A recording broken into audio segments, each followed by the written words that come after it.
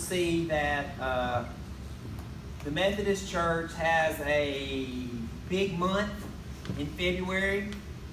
We have a special meeting in St. Louis where we're going to be discussing the issue of human sexuality and how it affects our church and how we go forward as a church. This issue's been going on for a while. Like every good church, we formed a committee, right? Like every good church, we formed a committee. It's called the Commission on the Way Forward. And basically what this committee did is looking at stuff like who can get married in our churches? What kind of weddings can our pastors perform? We're looking at stuff like the language we have in our church doctrine called the discipline that says a certain way that people choose to love is incompatible with Christian teaching. Should we take that out? Should we leave that in? We're looking at stuff like if you're called to the ministry, God wants you to serve in her church or his church. Does it matter what your orientation is? So we had this giant committee. They met all over the world, spent millions of dollars, and they came up with a plan. They came up with a plan called the One Church Plan that basically, for lack of a better, a long explanation, it made our church more inclusive and it gave our pastors some freedom to do things they felt called to do, regardless of orientation, anything. Great. Sounds great, right? The majority of our bishops approved it. We're having a meeting, and then immediately everybody else came up with their own plans. Does this sound like our current federal government? Right? The House and the Senate will pass something, but the president won't sign it. And then the president wants something, and the House and Senate won't do it. So it leaves us in a position where we're spinning. So we're having this meeting. We've already had some groups, one called, I hate this name because it's anti-everything this person stands for, but we have this group called the Wesley Covenant Association that basically says, if you pass the One Church Plan, we're packing up and leaving. We're leaving the Methodist Church. So that's where we are. And here's the deal. All this, I think, is trying to show us and ask us as a church, what do we want our church to look like? It's a simple question. What do we want this church and the Methodist Church to look like?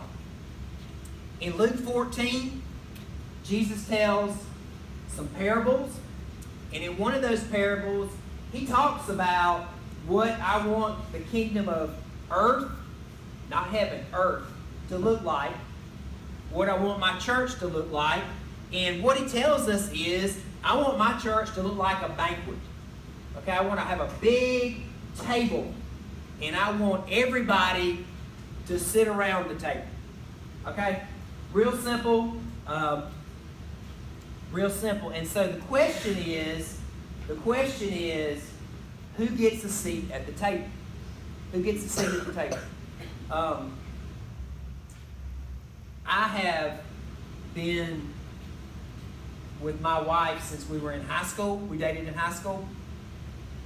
Her mother used to let me hang out at her house all the time, God bless her. And I would stay for dinner. Now, when I started coming to dinner, they had this big table, okay? You had father-in-law, Brian, head of one table, one end. All the kids around the table. So the first night I came, the other head of the table was open. So I said, okay, see how this is going to work. Jenna's mother said, Rick, this can be your chair.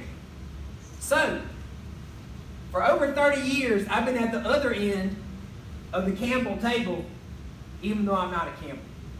I brag about it all the time. Jenna's brother is now in his 40s. He doesn't get my chair. That's my chair. Bring that chair across. Last Thanksgiving, I show up for Thanksgiving dinner. My mother-in-law, I get my silverware. I get ready to get my chair, and she says, hold it. No, the blue. She says, hold it. I'm switching things up. All the adults are going to sit at the kiddie table. And all the kids are going to sit at the adult table. Well, my niece Caroline, who I kid all the time, like knocked me over and went and jumped in my chair. So, what we're talking about today is this. In our church, who's going to sit at the big table and who's going to sit at the kiddie table? Visual lady, right? You see, tables are a big deal in the Methodist Church. I realize there's a lot of churches in the Methodist Church with table in the name. There's even one called, this is original, The Table. We have Open Table Methodist Church, Free Table Methodist Church. There's also a Methodist church who has a thing called, their slogan is, Jackson Methodist Church, all have a seat at the table. They got a big old sign out front. We even have a visioning committee in the big Methodist church. You know what it's called? The connectional table. Okay? So apparently in our denomination, we're big on tables. Okay? So our gospel lesson starts off Luke 14, and Jesus gets invited to a banquet in his honor held by the Pharisees, the rich folks, the clean people, the good people. And Jesus basically comes off as like the worst dinner guest ever. Okay? Jesus looks out at the table, and you know what he sees? He says, this looks like a meeting of the Rotary Club of Jerusalem. Okay? All these business folks, all these religious leaders, and of course the Pharisees say, Jesus, are you having a nice time? How is the food? You know what Jesus says? Well, it's okay, but this would have been a lot more interesting and fun if you had invited a bunch of poor people and crippled people and sinners. Okay? Imagine how that went over. I imagine, and it doesn't say in the Bible, I imagine what the Pharisees probably said was probably along the lines of what we would say if one of our dinner guests said that. You know what we'd say? We'd say, well, Jesus, I gave to the bucket brigade. That guy at church every week says if you throw your coins in this bucket, it's going to missions. So I give to the poor. Or maybe they said, Jesus, our church, and our church does this, we go up once a quarter and feed the homeless in Albany. It's called Night Out with Our Neighbors. I went last month. We cooked lasagna. I was there. Or you may say, Jesus, our youth group, we go to this thing called M25 every year. And we go out under the bridges and we serve the homeless and we even touch them and pray over them. Isn't that enough? I mean, I want them to get fed. I want them to have good things. But I don't want them coming to my house. I don't want them sitting at my table. I don't want them that close to me. Right? I mean, if we invite them over, I might have to go buy more hand sanitizer. So, we jump to Luke 15. Flips it around. Jesus got invited to that party. Luke 15, Jesus has the party. You know what I learned about Jesus from working on this? Number one, he likes to eat. My God, right? Number two, I think one reason he liked parties and banquets and tables is because at this time, tables were a big deal. Okay? Where you got to sit at the table was a big deal. You had the family, and you got to sit at the family table, and then you had the servants' table, which if you got up on a ladder and looked in the back, you could maybe see the servants' table. So I think Jesus purposely set a lot of stuff around the table. So anyway, he has this party and invites tax collectors, sinners, poor people, adulterers, and the Pharisees show up because you know what? Jesus screwed up my party, now I'm going to screw up his party. So the Pharisees all stand up and come, and as the people are going in, they're bad-mouthing him, right? They're talking about it. Man, that guy right there just cheated on his wife last week and got caught. And he just went in there with Jesus. This guy right here was drunk last week at the bar in Jericho. I saw him. He was out front throwing up. And Jesus letting this guy come in and hang out with him. This man welcomes sinners, poor people, bad people. What kind of party is this? Now, Jesus frequently, I hate to say this about our God, but I kind of like this quality. He was really good at setting people up. Have y'all noticed this? Jesus a lot of times just kind of sits back and let people screw themselves up. And then he uses it to make a point. We've done this sometimes as parents, you know. You try and say, how much do I let my kids do before I step in? How much trouble do I want them to be getting in before they step in? Before I step in and try and do something. So Jesus basically sits back and waits for the Pharisees to screw up. And then he says, okay, I got 3 stories to tell you. 3 stories. Y'all know all these stories. First of them is about a coin. Okay, this guy has 10 coins. One of them disappears. He spends a lot of time looking for the one. Okay, y'all know that one? The other one he tells at the same time is the one when he leaves the 99 sheep to go look for the one. And I've said this many times when I've talked about this, and I'll say it again. That one never hits you until you're the one. Right? When you're the 99, that story is one like you're reading, your devotional. 99, 1, I remember that. At some point, you might be the one. And when you're the one, that's a big deal. The third story he tells is one y'all have heard too. And he starts off by saying, a certain man had what? 2 sons. A certain man had 2 sons. This is the one called the prodigal son. Okay? We know this story. It's a great story, especially, again, if you're the prodigal son. What this one tells you is, guess what? You come in, you go to your father and say, hey, I want all my inheritance. I know better than you, Dad. Well, son, maybe you should. No, I know better. Y'all don't know anything about this, do you, parents? I know better than you. I tell you what, you give me all your money, my money now, my inheritance now, and I won't blow it. I promise.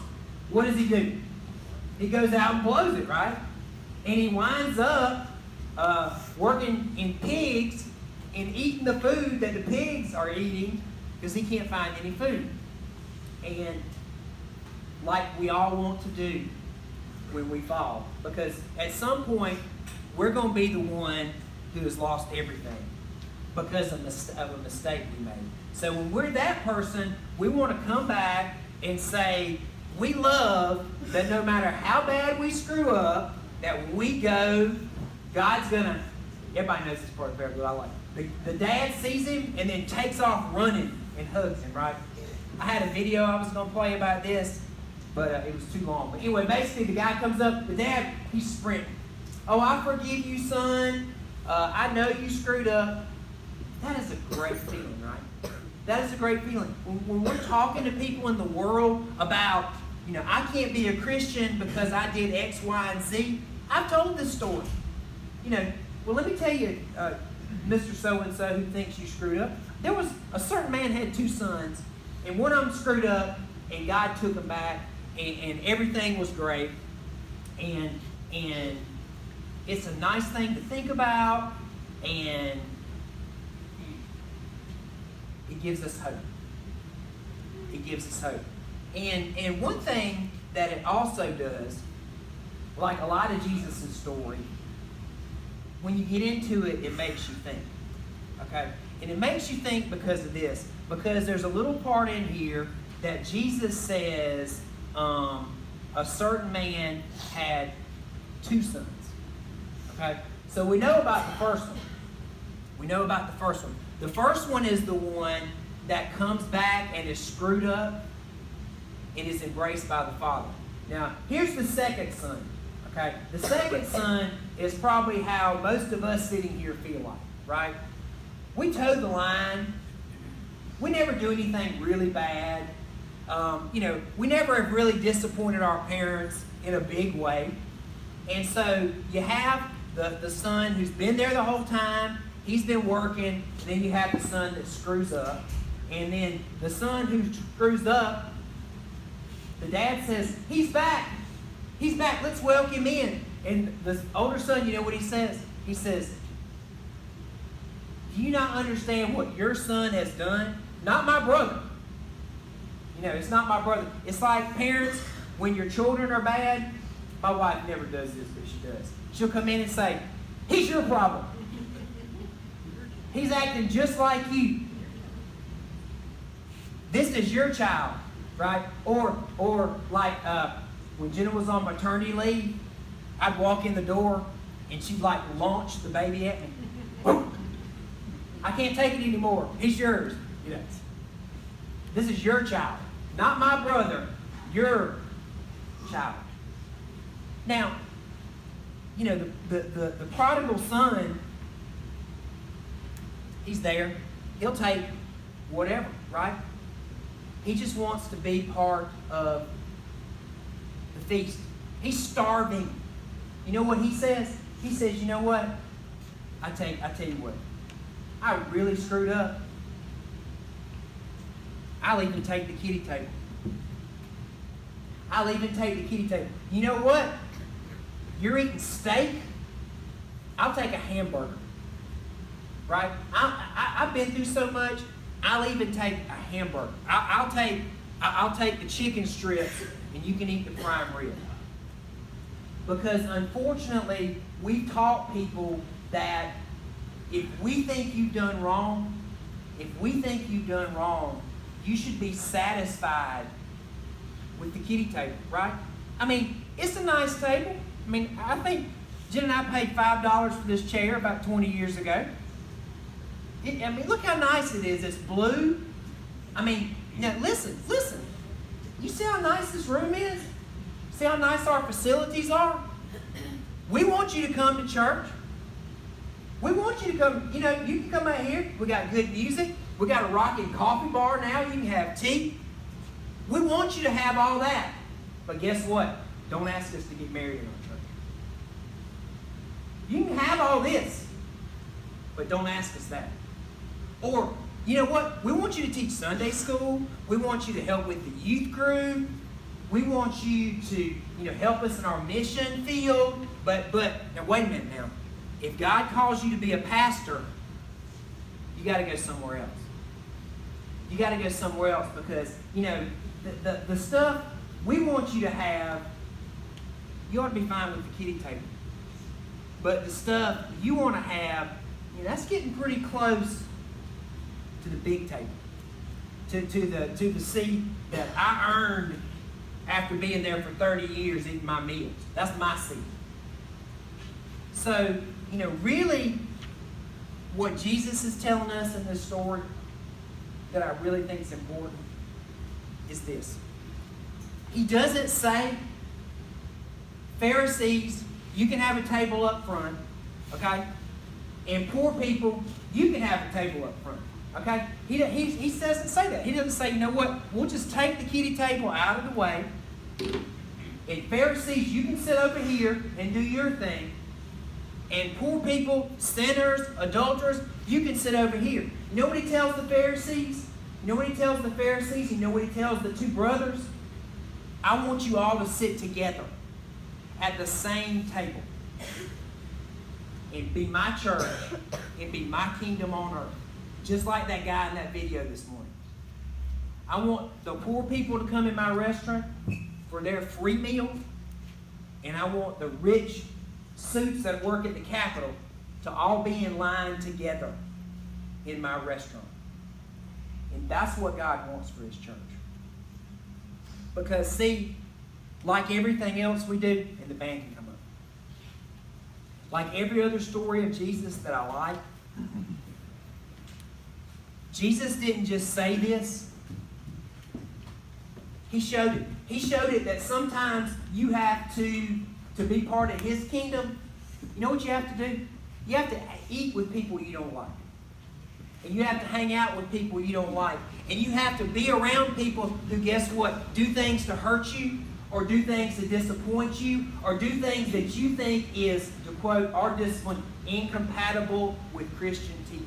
You know how I know this? You know how I know this? Because there's a story in the Bible where Jesus had another meal. I told you like to eat. And you know what he did? He took 12 people. He took 12 people and ate with them. And those are the same 12 people that the next night, or that night, when they came to arrest Jesus, you know what they did? They ran. And they left him. And you had one who denied him, and you had one who betrayed him. And despite all that, and guess what? Jesus knew all that. Despite all that, you know what he did? He put them at the same table. He put them at the same table. We can have meetings, we can have committees, we can have everything you want, but I am telling you, our God will not be satisfied until everybody is sitting at the same table. So the choice we need to make as a church, as Christians, whether we're sitting here or sitting in a church anywhere in the world, is this. Are you going to have a table up front and a table down here, or is it time to get rid of the kiddie table? Let's pray.